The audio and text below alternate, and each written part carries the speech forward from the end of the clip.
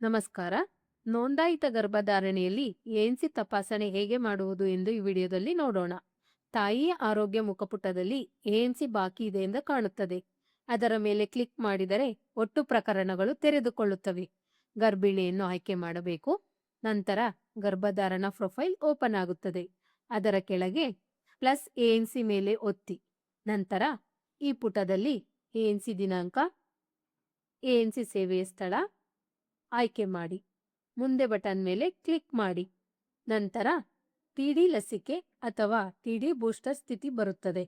ಒಂದು ವೇಳೆ ಈ ಲಸಿಕೆ ಕೊಟ್ಟಿಲ್ಲವಾದರೆ ಮುಗಿದಿಲ್ಲ ಮೇಲೆ ಕ್ಲಿಕ್ ಮಾಡಿ. ಸೂಕ್ತವಾದ ಕಾರಣವನ್ನು ಈ ಪಟ್ಟಿಯಲ್ಲಿ ಆಯ್ಕೆ ಮಾಡಿ ಸಲ್ಲಿಸಿ ಮೇಲೆ ಕ್ಲಿಕ್ ಮಾಡಿ. ಒಂದು ವೇಳೆ ಈ ಲಸಿಕೆಗಳನ್ನು ಕೊಟ್ಟಿದ್ದರೆ ಇದರಲ್ಲಿ ಒಂದನ್ನು ಆಯ್ಕೆ ಮಾಡಿ ದಿನಾಂಕವನ್ನು ನಮೂದಿಸಿ ಮುಂದೆ ಬಟನ್ ಮೇಲೆ ಕ್ಲಿಕ್ ಮಾಡಿ.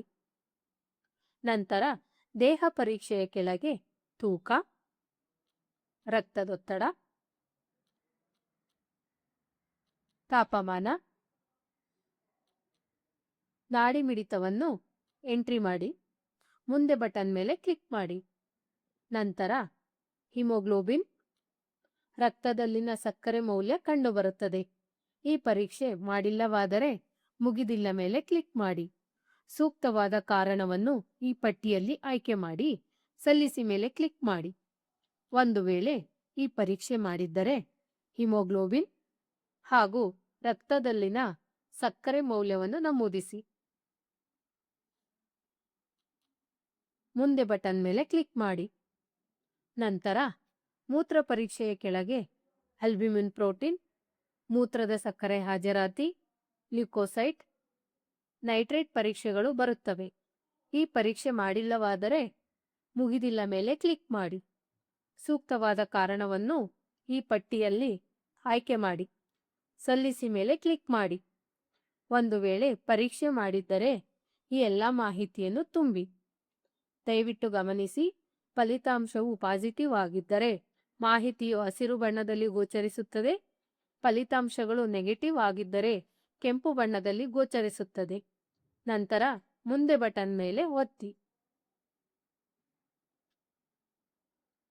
ಮಹಿಳೆಗೆ ಯಾವುದಾದರೂ ಪ್ರಮುಖ ಆರೋಗ್ಯ ಸಮಸ್ಯೆಗಳಿವೆ ಎಂಬ ಪ್ರಶ್ನೆ ಕಾಣುತ್ತದೆ. ಒಂದು ವೇಳೆ ಸಮಸ್ಯೆ ಇದ್ದರೆ ಈ ಪಟ್ಟಿಯಲ್ಲಿ ಒಂದನ್ನು ಆಯ್ಕೆ ಮಾಡಿ. ಒಂದು ವೇಳೆ ಜ್ವರ, ಕೆಮ್ಮು ಸೆಲೆಕ್ಟ್ ಮಾಡಿದರೆ ಮಲೇರಿಯಾ ಹಾಗೂ ಟಿಬಿ ಸಂಬಂಧಿತ ಪ್ರಶ್ನೆ ಬರುತ್ತದೆ.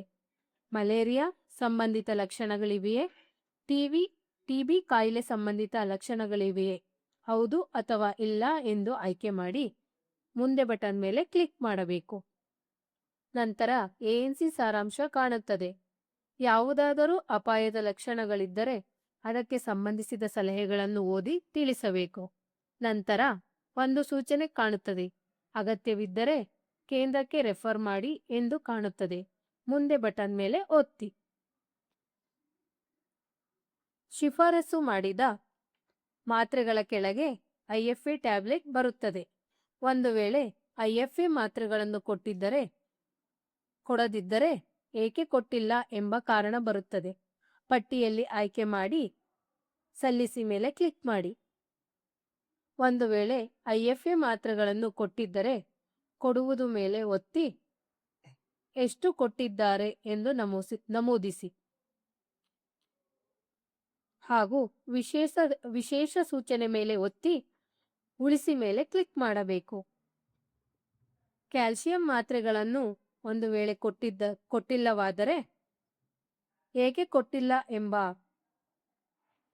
ಆಯ್ಕೆಯನ್ನು ಮಾಡಿ ಸಲ್ಲಿಸಿ ಮೇಲೆ ಕ್ಲಿಕ್ ಮಾಡಿ. ಒಂದು ವೇಳೆ ಕ್ಯಾಲ್ಸಿಯಂ ಮಾತ್ರೆಗಳನ್ನು ಕೊಟ್ಟಿದ್ದರೆ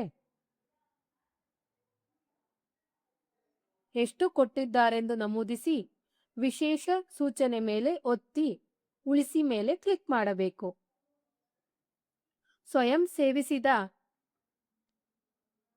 ಔಷಧಿ ಇದ್ದರೆ ಔಷಧಿಗಳನ್ನು ಸೇರಿಸಿ ಮೇಲೆ ಒತ್ತಿ.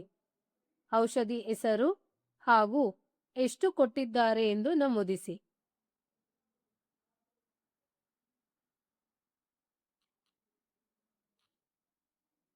ವಿಶೇಷ ಸೂಚನೆಯನ್ನು ಸೆಲೆಕ್ಟ್ ಮಾಡಿ ಹಾಗೂ ಉಳಿಸಿ ಮೇಲೆ ಕ್ಲಿಕ್ ಮಾಡಿ. ನಂತರ ಮುಂದೆ ಮೇಲೆ ಕ್ಲಿಕ್ ಮಾಡಿ. ನಂತರ ರೆಫರಲ್ ವಿವರಗಳ ಪುಟ ತೆರೆಯುತ್ತದೆ. ಇಲ್ಲಿ ಲಾಭದಾರರನ್ನು ಆರೋಗ್ಯ ಕೇಂದ್ರಕ್ಕೆ ರೆಫರ್ ಮಾಡಲಾಗಿದೆಯೇ ಎಂಬ ಪ್ರಶ್ನೆ ಕಾಣಲಾಗುತ್ತದೆ. ಹೌದು ಅಥವಾ ಇಲ್ಲ ಮೇಲೆ ಕ್ಲಿಕ್ ಮಾಡಬೇಕು. ಹೌದು ಎಂದಾದರೆ ರೆಫರಲ್ ಸ್ಥಳ, ಕೇಂದ್ರದ ಪ್ರಕಾರ, ಕೇಂದ್ರದ ಹೆಸರು, ರೆಫರಲ್ಗಾಗಿ ಮಾಡಲಾದ ಕಾರಣವನ್ನು ಸೆಲೆಕ್ಟ್ ಮಾಡಿ. ಒಂದು ವೇಳೆ ಇಲ್ಲ ಎಂದಾದರೆ